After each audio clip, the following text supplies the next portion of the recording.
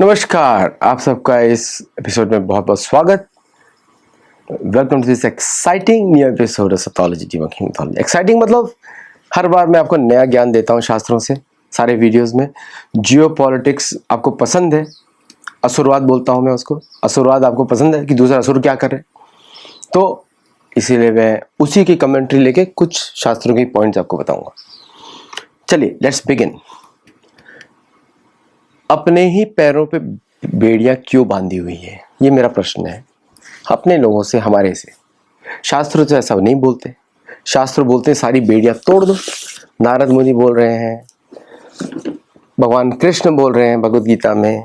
सब मैंने ट्रांसलेशन किए हैं और मैंने इस ओरिजिनल एटलस में तो बहुत आपको सत्य बताए हैं। गोल्ड ग्लोरी एंड गॉड 14 पुस्तकें हैं मेरी, सारी फेमस हैं। अब तो आप लोगों की कृपा है और जगन्नाथ जी की कृपा है। इंटरस्टेलर वॉर मेरी लेटेस्ट थी, अभी मैजिकल एटलस आने वाली है। चलिए अब हम बिगिन करते हैं। अपने ही पैरों पे बेड़ियां क्यों बांधी हुई हैं। सोमालीलैंड जो विषय मैंने बताया था सोशल मीडिया पे, जिस दिन हुआ था उस दिन बता दिया था। उसके पहले मेरे 2 वीडियोस हैं, एक कुसुम केडिया जी के साथ है, रंकित शाह जी के साथ है। उसमें भी उन्होंने साथ में मिलके ग्रेट रिजल्ट की बात करी है। कुसुम केडिया जी ने इसके बारे में 15 साल पहले भी लिख दिया था। अंकित शाह जी ने मॉडर्न समय में उसको कॉमन प्लेस कर दिया। ठीक है, दोनों ने का बहुत महत्वपूर्ण कंट्रीब्यूशन। चलिए अब हम बात करते हैं कि सोमालिया के जो दूत थे भारत में, उन्होंने दल बदलू कर लिया। मतलब मोदी जी का सपोर्ट आने वाला है सोमालीलैंड को। सोमालीलैंड भारत के लिए स्ट्रेटेजिक आउटपोस्ट है। भारत की दोस्ती इथियोपिया से है और सोमालीलैंड के माध्यम से सोमालीलैंड को गल्फ ऑफ एडन भारत को मिलने वाला है।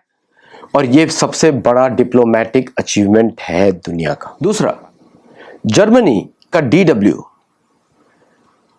अमेरिका का स्टारलिंक। अब आपको पता लग गया कि बिना ईरान की परमिशन से एलॉन मस्क ने स्टारलिंक शुरू कर दिया ईरान के ऊपर। परमिशन जरूरत नहीं पड़ी उसको, क्योंकि ईरान के पास स्टारलिंक को मारने के लिए कोई मिसाइल नहीं है। क्या आपको लगता है कि भारत के ऊपर से स्टारलिंक नहीं जा रहा? मुझे तो पता नहीं, आपको पता है? लिखिए कमेंट में। बहुत बड़ा सिक्योरिटी रिस्क है भारत के लिए। और मुझे बहुत लोगों ने बोला भी है कि यू शुड नॉट वरी, हमने सब टेक केयर कर लिया है। मैं टेक्नोलॉजी का बंदा हूँ, मुझे टेक्नोलॉजी अच्छी लगती है और मुझे वो ऐसा कोई प्रूफ नहीं दिखता। मैं बहुत सर्च किया डेटा का, इनकी स्टारलिंक के पासेज भारत के ऊपर से नहीं हो रही। क्योंकि अगर पाकिस्तान के ऊपर से जा रहा है, भूटान के ऊपर से जा रहा है, बांग्लादेश के ऊपर से जा रहा है, या फिर वो म्यांमार के ऊपर से जा रहा है, तो स्टारलिंक के सैटेलाइट अमेरिका भारत के ऊपर से भी जाएंगे। क्या पता किसी के पास ट्रांसपॉन्डर हो। और I know that technology is there. कोई कनेक्ट करेगा तो भारत को पता लग जाएगा, I know that, but there are different ways to camouflage it. तो इसलिए technologically it is possible to connect. अगर वो कनेक्शन हुआ तो बहुत सारे भारत के ऊपर खतरे का बन सकता है, वो बन सकता है। तो भारत को उसके लिए करेक्टिव एक्शन लेने पड़ेंगे, जैसे कि रशिया ने लिए हुए हैं। रशिया के ऊपर से जाता है, रशिया के ऊपर से कुछ पासेजेस हुए हैं जिससे वो सारे टेररिस्ट अटैक्स हुए हैं। रशिया में शायद ट्रांसपॉन्डर तो कोई ना हो, क्योंकि जैसे ही ट्रांसपॉन्डर कनेक्ट करता है पता लग जाता है। और भारत का इलेक्ट्रॉनिक टेलीकम्युनिकेशंस का जो इंट है, नेशनल इंट, जो अभी नेट ग्रिड के बारे में मैं बात करूंगा, बट ये डिफरेंट है कि वो भारत के बहुत एडवांस्ड है। भारत का control over those satellite connections का डिटेक्शन बहुत एडवांस्ड है। तो आई एम श्योर कि वो नहीं हो रहा है, लेकिन फिर भी जिसने भी कनेक्ट किया 2 मिनट पता लग जाएगा भारतीयों को। इट डजंट मैटर, 2 मिनट भी, सेकंड्स में। लेकिन पॉइंट ऑफ लोकेशन कहां से कनेक्ट हो, लेकिन फिर आप मूव कर देंगे तो कैसे पकड़ोगे आप उसको? एक ही कनेक्शन चाहिए उसमें और कुछ 2 नहीं चाहिए। तो इट्स ए रिस्क जिसके बारे में डिस्कशन होना चाहिए और लोगों को आश्वासन मिलना चाहिए। आश्वासन के साथ साथ डेटा भी मिलना चाहिए। चलिए अब ये एक बात हो गई, डेटा दे भी ना दे, लेकिन हमको तो विश्वास है भारतीय सरकार सत्य बोलेगी, मुंह मान के चलेंगे। चलिए अब हम बात करते हैं कि भारत जो अपने ऊपर जो स्वयं की बेड़ियां बांधे हुए हैं, ह्यूमन राइट्स, नेशनल बाउंड्रीज, ये सब अब चले जाने वाला है। ये नया फेज ऑफ कलयुग है। यहाँ पे नेशन स्टेट्स जाने वाले हैं जो कृत्रिम थे। पाकिस्तान कृत्रिम नेशन स्टेट है, ये जो रिलीजन्स है अब्राहमिज्म, वो भी कृत्रिम नेशन स्टेट्स में आते हैं। मेजोरिटी ऑफ इजरायलीज अब अपने आप को नॉन रिलीजियस मानते हैं और मेजोरिटी ऑफ अमेरिकन आपको नॉन रिलीजियस मानते हैं। मतलब कि ऐसा नहीं मानते उनको भगवान से लेना देना, भगवान को सब मानते हैं लेकिन नहीं फ्रॉम दिस ऑर्गेनाइज रिलीजन्स नहीं मानते। और भारत को भी वो बेड़ियां तोड़नी पड़ेंगी क्योंकि जो भूमि का स्वाभाविक धर्म है लोगों का, वही वास्तविक धर्म होता है, उसी को मानना पड़ेगा और किसी को नहीं मानना पड़ेगा। सूर्य की पूजा, चंद्र की पूजा, सूर्य को अभिषेक, चंद्र को अभिषेक, जल को अभिषेक, भूमि को अभिषेक, ये तो पूरी दुनिया के रिवाज है। It is everywhere. मैं जिस भी नेटिव कम्युनिटी सेरेमनी में गया हूं आज तक, चाहे मैं पेरू में गया हूं, चिले में गया हूं, हर जगह भूमि का पूजन है, चंद्र का पूजन है, सूर्य का पूजन है, देवताओं का पूजन है। यहां तक कि साउथ अमेरिका में शिव जी का पूजन, पंचमुखी शिव का पूजन बड़ा कॉमन माना जाता है। Nazca lines are defining place of worship for Shiva, not for aircraft landings. Aircraft landing के लिए आपको आदमी का पिक्चर नहीं बनाना पड़ता अताकामा डेजर्ट में। एयरक्राफ्ट लैंडिंग के लिए आपको झंडे लगाने पड़ते हैं, धुआं निकालना पड़ता है। ओके, वो नाज़का लाइन्स नहीं बनाई जाती। नाज़का लाइन्स बताने का ही अर्थ है कि देवभूमि है, यहाँ पे पूजा पाठ ठीक से चल रहा है, हम आपको वेलकम करते हैं देवताओं को। ये है पर्पस इसका। ये किसी ने बोला नहीं आज तक, मैं ही बोलता हूं हर बार। अनंत पहाड़, कैनल पराकाश, ये सब सुग्रीव के द्वारा जीती हुई जगह है। ग्वाटेमाला में हनुमान जी, ग्वाटेमाला वो एक्चुअली वनित वानर की पिक्चर है, हनुमान जी की भी नहीं है। ला दंता गणेश जी का है। गणेश जी की पूजा तो पूरे पृथ्वी पे होती है, ऐसे भारत में ही होती।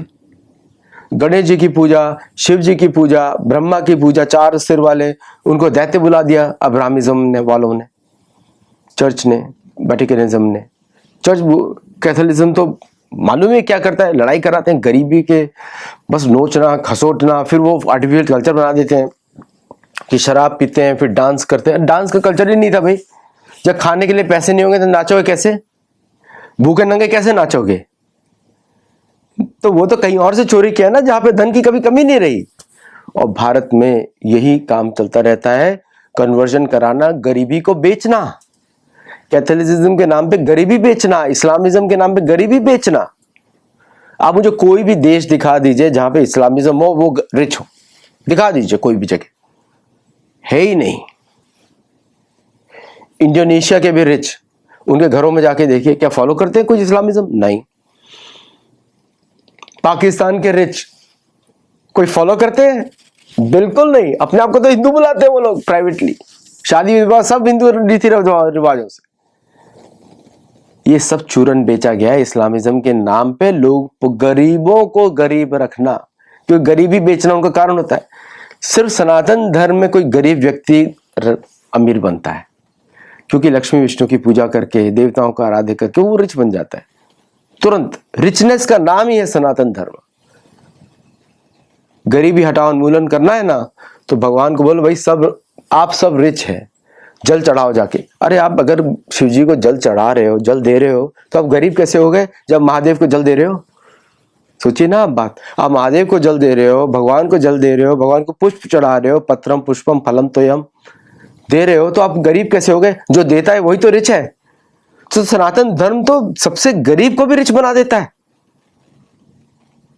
हमारे यहां तो कोई पक्षपात होता नहीं है। ये जो मॉडर्न कास्टिज्म है, राजा राम मोहन राय, वो तो कन्वर्ट हो गया था। राजा राम मोहन राय कन्वर्ट, वो तो पहला deep state deep tool kit था। टूल किट तो तब से चल रहा है, राजा राम मोहन राय के समय से चल रहा है। उसकी तो कब्र बनी हुई है ब्रिस्टल में, किसी को मालूम था? तो किसको हम बात कर रहे हैं, क्या बात कर रहे हैं हम लोग? तो सोचने की बात है। बेड़ियां हटानी चाहिए। मोदी जी का नारा एकदम सही है, कोलोनाइजेशन की बेड़ियां तोड़नी पड़ेंगी। जो भी सनातन धर्म में रिच है, तो जो नहीं है रिच आप बन सकते हो, छोड़ दो अपने। भगवान तो आदेश दे रहे, सर्व धर्मान परित्यज्य माम एकम शरणम व्रज अहम त्वम सर्व पापी मोक्षयिष्यामि मा शुचा। मराठी में बोलते हैं तुला भयभीत हो नकोस, मा शुचा, डरो मत। अब बोल रहे हैं डरो मत, तो आ जाओ भाई खुल के। क्योंकि अगर आपको रिच बनना है तो सनातन धर्म में एक कारण है, इतना सो कॉल्ड मुगलों, और मुगलों के पास तो न खाने के लिए न पीने के, नहीं तो लूटने क्यों जाएंगे भाई? नंगे भूखे आ गए हथियारों पे, सबको बोला हाँ जो दिखेगा लूट लेना, वही तुम्हारा वेतन है। अबे ऐसे कोई सेनाएं आती है, ऐसे डाकू लुटेरे आते हैं, तो लुटेरे आए, लूट के चले गए। अब क्या क्या लुटेरे क्या कर सकते हैं लूट के माल से? उड़ा देंगे।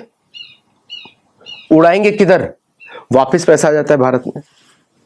कोई जगह तो होनी चाहिए खर्चा करने की। लग्जरी के स्टैंडर्ड्स जो भारतीय समाज के रहते हैं, मैं पूरी दुनिया ट्रैवल कर चुका हूं, दुनिया भर के मैंने 5 स्टार होटल्स देखे हैं।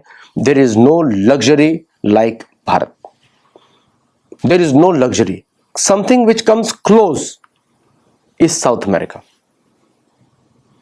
लेकिन बाकी जगह कोई लग्जरी नहीं है, ना यूरोप में लग्जरी है ना कुछ है। वो कांटो वाटो से खाने को तो नहीं लग्जरी बोलते हैं। लग्जरी मीन्स अलग ही स्टैंडर्ड होता है। फूलों की सुगंध, देवताओं का पास में रहना, मतलब अर्च विग्रह का, वो होता है लग्जरी। भोजन में सुगंध, भोजन स्वच्छ, कोई कीटे मकोड़े नहीं, कोई मांस नहीं, मच्छी नहीं, कुछ नहीं, वो लग्जरी होता है। दूध, गाय प्रोटेक्ट हो रही हो, लग्जरी का स्टैंडर्ड्स मालूम ही नहीं दुनिया को। घुड़सवारी, दुनिया के सबसे अच्छे घोड़े सिंधु देशीय घोड़े माने जाते हैं, जो कि भारत का ही प्रांत है। अभी वो मुसलमानों के कब्जे में है, असुरों के कब्जों में है, राक्षसों के कब्जों में, राक्षस भी नहीं बोल सकते, असुरों के कब्जे में। सबसे तीव्र गति के घोड़े, बहुत यूज हुआ उसका महावत, मेरी इस बुक में उसका बहुत वर्णन है। और भगवान कृष्ण स्वयं ही देखो घोड़ों की देखभाल करते हैं। हमारे यहां से घोड़ों का प्रथा ही हटा दिया गया।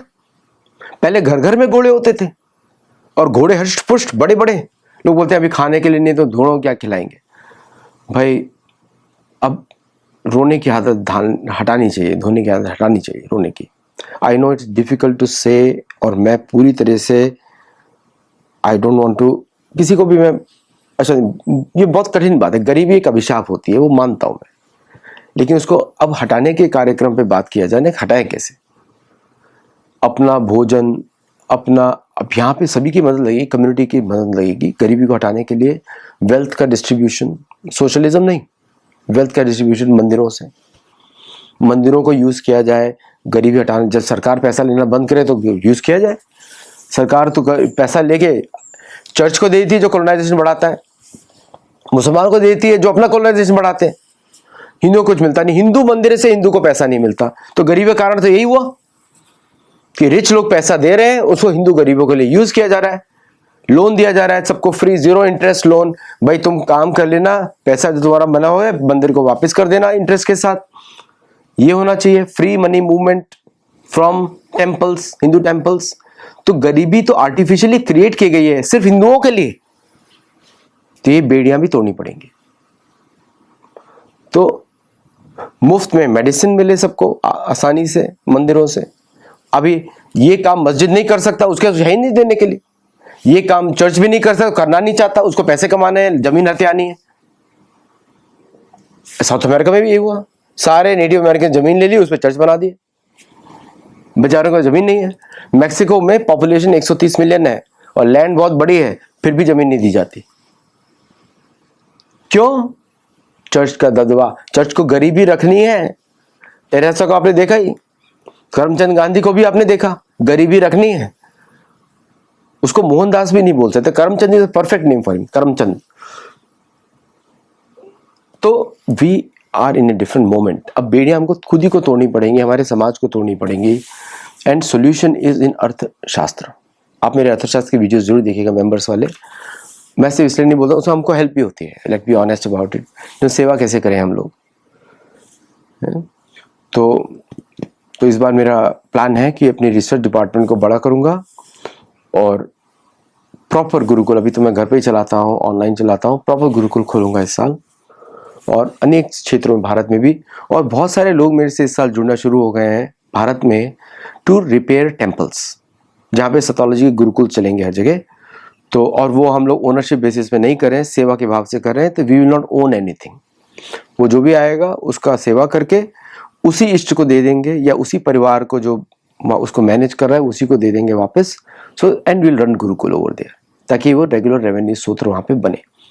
तो वो मेरा प्रोजेक्ट है। तो अभी ओनरशिप हम 0 रखना चाहते हैं, क्योंकि सब कुछ भगवान। ईशावास्यम इदम सर्वम यत्किंचित जगत्याम जगत तेन तक्तेन भुंजिता मां गृढ़ा कस्य स्विद्धनम। समझे? तो इसलिए वो हमारा प्रोग्राम है। तो आप जुड़िए सेथोलॉजी के साथ, सपोर्ट करिए हम लोगों को, और हमारे मेंबर्स ओनली वीडियोस पे से देखिए, गुरुकुल में जुड़िए, और 2026 को आगे लेके चलते हैं। कलयुग में अभी स्वर्णिम काल शुरू होने वाला है, और मैं तो भारतीयों को बोलूंगा, अब खुल के बात करें, बेड़ियां तोड़ दे, शास्त्रों की बेड़ियां पहन ले। कोई ना कोई बेड़ी तो चाहिए, पृथ्वी पे हम मृत्यु लोक पे हैं। अगर हम शास्त्रों की बेड़ी पहनेंगे तो हम मुक्त हैं, और अगर हमने शास्त्रों की बेड़ियां उतार दी तो हम कॉलोनाइज्ड है। चलिए, एक बेड़ी तो पहननी पड़ेगी, क्योंकि ये शास्त्रों की बेड़ियां मुक्त करती है और बाकी सारी बेड़ियां आपको बांधती हैं। आज के लिए इतना ही। नमस्ते, जय Jagannath, and I will see you in the next show. Thank you.